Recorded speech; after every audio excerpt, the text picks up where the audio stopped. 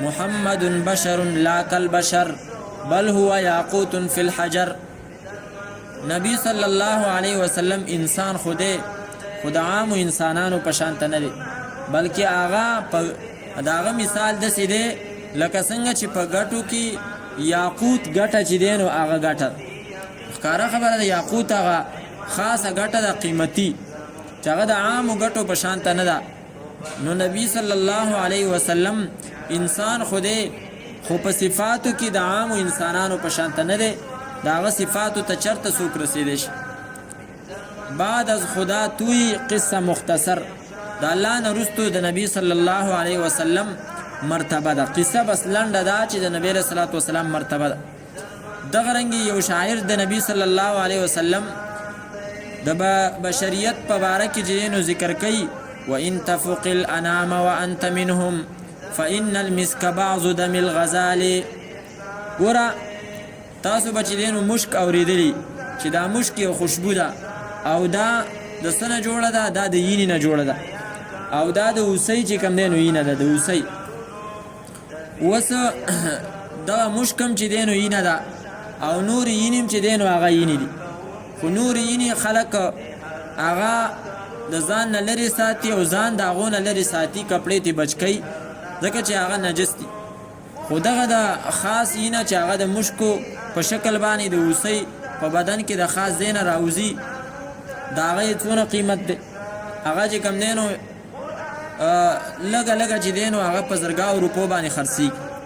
نو دغه رنګې نبی صلی الله علیه وسلم دی خو په انسانیت کې انسان، خو په انسانانو باندې دغه مرتبه دومره اوچته ده لکه څنګه چې د مشکو د دغه خوشبو چې هغه د یینه خو مرتبه د عامو یینو نه څومره اوچته.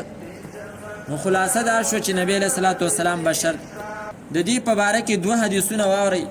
نبی صلی الله علیه وسلم د خپل ځان په باره کې فرمایي او فرمایي قال رسول الله صلی الله علیه وسلم انی فی ما لم یوحى الی کاحدکم. ای خلکو چې په کوم څه کې ما ته وحی نه ده شوې نو په هغې کې زه ستاسو په شانت یم.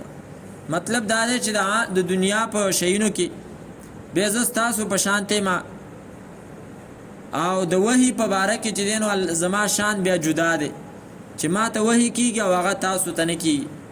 دغه رنګې مشکات شریف، بخاري شریف، مسلم شریف د ټولو کې دا روایت حضرت ام سلمہ رضی الله تعالی عنها فرمایي چې نبی صلی الله علیه وسلم او فرمایل انما انا بشر مثلکم. مخکې خو د قرآن آیاتو دا حدیث مبارک چې زه ستاسو په شان ته چې دی نو سیمه انسان یم. صحابه کرامو کې اول د حضرت عائشہ صدیقه رضی الله تعالی عنها فرمان ترمذی شریف کې موجود دی. هغه فرمایي کان النبی صلی الله علیه وسلم بشرا من البشر. د نبی صلی الله علیه وسلم ذات هغه د عامو انسانانو په شان ته بشر او انسانو. حضرت ابوبکر صدیق د حضرت عائشہ پلار رضی الله عنهما هغه فرمایي کان رسول الله صلی الله علیه وسلم هو عبد. نبی صلی الله علیه وسلم هغه د الله تعالی بندو او انسانو. دغه رنګې نبی علیه الصلاة والسلام ته حضرت ابوبکر رضی الله تعالی عنه رجل او سړی ویلی دی. نو سړی څوک خو انسان یې که نه اتقتلون رجلا ان یقول ربی الله. حضرت عمر فاروق رضی الله تعالی عنه ورته انسان ویلی دی، بشر یې ورته ویلی. دغه رنګې هغه حضرت عمر فاروق د نبی علیه الصلاة والسلام په باره کې اشعار ویلي دي. په هغې کې یو شعر دا دی لو کنت من شیء سوا بشری کنت المنور لیلة البدر. که ته چرته د انسانیت نه علاوه یو بل شی وی، نبی علیه السلام یې مخاطب کړی نو ته به د 14مې شپې چې دی نو هغه رڼا کوونکې سپوږمۍ وی. خو مطلب دا دی چې ته انساني بشري که د دې نه علاوه بل څه وی نو ته به د 14مې سپوږمۍ وی. او دغه رنګې حضرت برا ابن عازب رضی الله عنه فرمایي کان رسول الله صلی الله علیه وسلم رجلا مربوعا. نبی صلی الله علیه وسلم یو سړی درمیانه قد، یعنی نه چې دی نو هغه ډېر اوږد او نه د بدن نه ډېر چیتو. حضرت مغیره ابن شعبه رضی الله عنه فرمایي بعث رب السماوات والارض الینا نبیا من انفسنا. دا اسمانونو او د ځمکې رب موږ ته یو سړی راولېږو چې هغه زمونږ د جنس نه دی. نعرف اباه و امه، د هغه پلار هم موږ پیژنو او د هغه مور هم موږ پیژنو.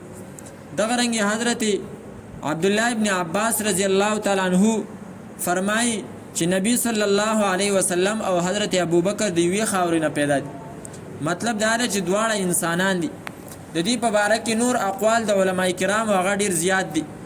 صوفیا وایي ومبلغ العلم فيه انه بشر وانه خير خلق الله كلهم.